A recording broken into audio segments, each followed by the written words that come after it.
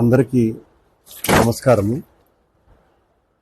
పూతలపట్టు నియోజకవర్గానికి సంబంధించి జనసేన కూటమి ప్రభుత్వం ఏ రకంగా వ్యవహరిస్తున్నది, వైఎస్ఆర్ కాంగ్రెస్ పార్టీకి అనుకూలంగా ఉన్నారని ఒక 8 మంది ఫీల్డ్ అసిస్టెంట్లని బెదిరించి మీరు పనిలోకి రాకూడదు, మీరు రాజీనామా చేయాలి, లేకపోతే మీ భరతం పడతామని గత కొద్ది రోజులుగా వాళ్ళను బెదిరిస్తూ, మేము రాజీనామా చెయ్యము అనంటే రాజీనామా చేయకపోతే మిమ్మల్ని సస్పెండ్ చేస్తాము అని రకాలుగా వాళ్లను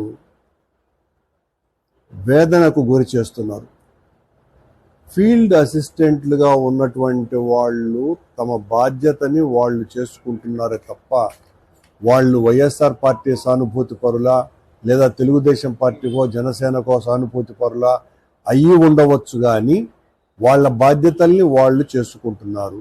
కానీ వాళ్ళ మీద బలవంతంగా ఆరోపణలు చేసి జనసేనకు సంబంధించినటువంటి వాళ్లను ఈ స్థానాలలో పెట్టుకోవాలని జనసేన నాయకులే ఈ రకమైనటువంటి అరాచకానికి పాల్పడుతున్నారని అక్కడ ఉన్నటువంటి పార్టీ ప్రముఖులు నా దృష్టికి తేవటం జరిగింది.